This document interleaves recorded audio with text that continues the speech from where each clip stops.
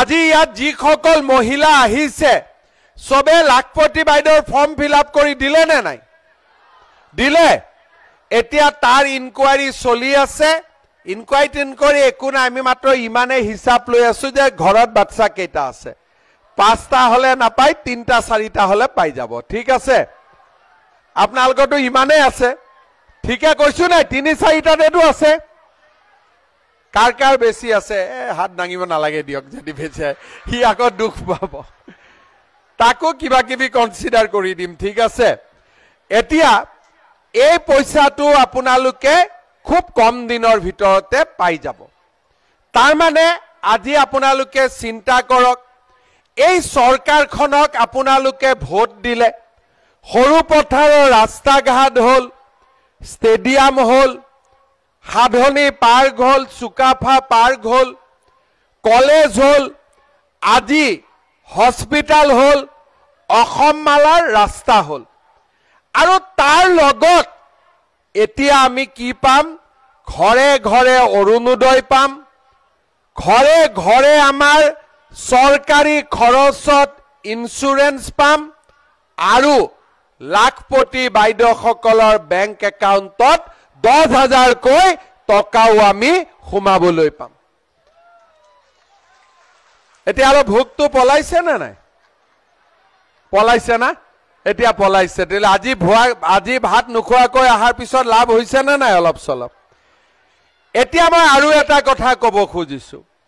এইখিনিতো মই মুখ্যমন্ত্ৰী হিচাপে কলো, এতিয়া মই মামা হিচাপে নতুন কথা এটা কম। এতিয়া মেট্ৰিকৰ ৰিজাল্ট দিব। কোন তাৰিখে দিব? 19, 20, 21 তাৰিখ মানে মেট্ৰিকৰ ৰিজাল্ট দিব।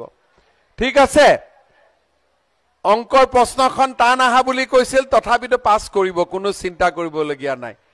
এতিয়া আপোনালোকে চাওক, যিমান ছোৱালীয়ে মেট্ৰিক পাছ কৰিব, সবটো কলেজত নাযাব, ঘৰত টকা পইচাৰ অসুবিধা আছে। এইবাৰ আমি বিনামূলীয়া নামভৰ্তিও কৰি দিম, আৰু কলেজত যোৱা ছোৱালীজনীৰ বেংক একাউণ্টতো মামাই 10,000 টকা সোমাই দিব। আৰু যিজনী ছোৱালী ডিগ্ৰীত নাম লগাব, তাইক 12,500 টকা সোমাই দিম। আৰু যোনে বিশ্ববিদ্যালয়ত পঢ়িব, সেই ছোৱালীজনীক 25,000 টকা আমি বেংক একাউণ্টত দিম। তাৰ মানে কি হ'ব? ছোৱালীৰ পঢ়াৰ দায়িত্ব মামাই ল'ব, ল'ৰাৰ পঢ়াৰ দায়িত্ব দেউতাক মাকে ল'ব। হ'ব নে? ল'ৰাটোৰো ময়ে ল'ব লাগিব?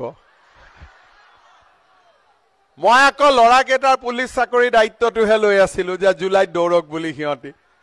হয়নে নহয়? কি বেটা, কি কৈ আছ? তহঁতক দিব লাগিব, তহঁতক বুলেটে দিব লাগিব। ছোৱালীক স্কুটি দি তোক বুলেট দিব লাগিব। ৰহ, তহঁতি আকৌ বুলেট দিলে পিছত ছোৱালীহে উঠাবি, মা দেউতাকতো নুঠাও। যি লৰাই কবি যে আমাৰ বুলেটৰ পিছত আমাৰ মা উঠিব, ই বুলেট পাব, কিন্তু কোনে উঠাব? মাক উঠাব নেকি? হা, উঠাব? তেনেকৈ আছ। আজিয়ে উঠাম বুলি কলে ছোৱালী আজিয়ে এৰি দিব গৈ পেলাই তহঁতক। এতিয়া এইবাৰ আমি এই আঁচনিটোৰ নাম দিছো নিযুত মইনা। তাৰ মানে 1 নিযুত মানে 10 লাখ। 10 লাখ ছোৱালীক পঢ়াৰ খৰচ এইবাৰ চৰকাৰে দিব। 10 লাখ ছোৱালী পঢ়াৰ খৰচ চৰকাৰে দিব।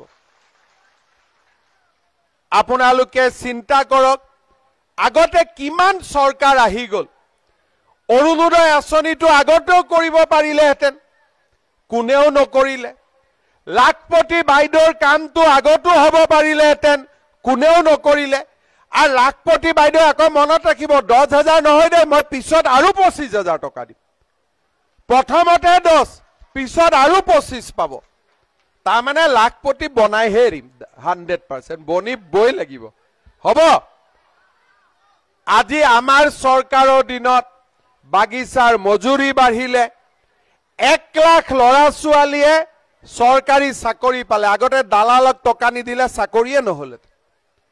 এতিয়া মই হেলিকপ্টাৰ নামোতে মোক সুধি আছে যে ছাৰ, মামা, দাদা, পুলিচৰ ইণ্টাৰভিউ কেতিয়া? মই কৈছো জুলাই। চবে ফূৰ্তি পায়, কাৰণ জানে টকা দিব নালাগে, টকা নিদিয়াকৈ চাকৰি পাম আমি, হয় নে নহয়? আজিকালি চাকৰি দিলে টকা, চাকৰিৰ কাৰণে টকা দিব লাগে নেকি? কাবাক লাগে নেকি? প্ৰথমবাৰ চৰকাৰী চাকৰি আমি বিনামূলীয়া কৰিছো, কোনো টকা পইচা দিব নালাগে। আজি ৰেচন কাৰ্ড ঘৰে ঘৰে বিচাৰি বিচাৰি আমি ৰেচন কাৰ্ড দিছো, এইকাৰণে চবে হাত উঠাইছে। আজি এনেকে অৰুণোদয়ো হ'ব, এনেকে ইন্সুৰেন্সো পাম, আৰু এনেকে ছোৱালীয়ে পঢ়াৰ খৰচো পাব, লাখপতি বাইদেউৰ একাউণ্টতো পইচা জমা হ'ব। এইটো মোদীৰ গ্যাৰেণ্টি, আৰু এই কথাটোকে মই আপোনালোকক ক'ব খুজিছো। আজি কৃষকসকলে বছৰত 6,000 টকা কৃষক সন্মান নিধিৰ পৰা পায়। আগতে বেমাৰ হলে কিমান চিন্তা, এতিয়া 5 লাখ টকালৈকে আমি চিন্তা কৰিব নালাগে। গোলাঘাটত মেডিকেল কলেজ হৈ আছে, আমাৰ আৰু বহুত সুবিধা হ'ব। শ্ৰদ্ধাৰ ৰাইজ, মোৰ আৰু এটা মনত ইচ্ছা আছে যে আমাৰ টেঙনি আৰু চুঙাজানৰ মাজত যিটো ৰেল ক্ৰছিং আছে, তাতে এখন ফ্লাইঅভাৰ বনোৱা, এখন উৰণীয়া সেতু বনোৱা। আমাৰ ইয়াৰে 9 খুঁটি ৰাস্তাটো আমি বনাব লাগিব, আৰু সৰু পথাৰ এই মহকুমাত আমি এটা ধুনীয়া সাৰ্কিট হাউসো বনাব লাগিব, যাতে আমি মাজে মাজে আহি ৰাতি থাকিব পাৰো। অৰ্থাৎ সৰু পথাৰ সমষ্টিত আমি বহুত কাম কৰিম, আৰু সৰু পথাৰ গোলাঘাটৰ পৰা আহোতে সৰু পথাৰ ৰেলৱে ব্ৰিজৰ ওপৰতো আমি এখন ফ্লাইঅভাৰ কৰিম, উৰণীয়া সেতু কৰিম। আপোনালোকে মোক বিচৰাই নাই, ময়ে নিজে কৰিম বুলি কৈ আছো। তাৰমানে সৰু পথাৰ ৰাইজক মই কিমান ভাল পাওঁ আপোনালোকে চিন্তা কৰক। আকৌ ভাল পাওঁ বুলি ক'লে নহ'ব দেই, অহাবাৰ আহিলে পিঠা পনা খুৱাব লাগিব চবে।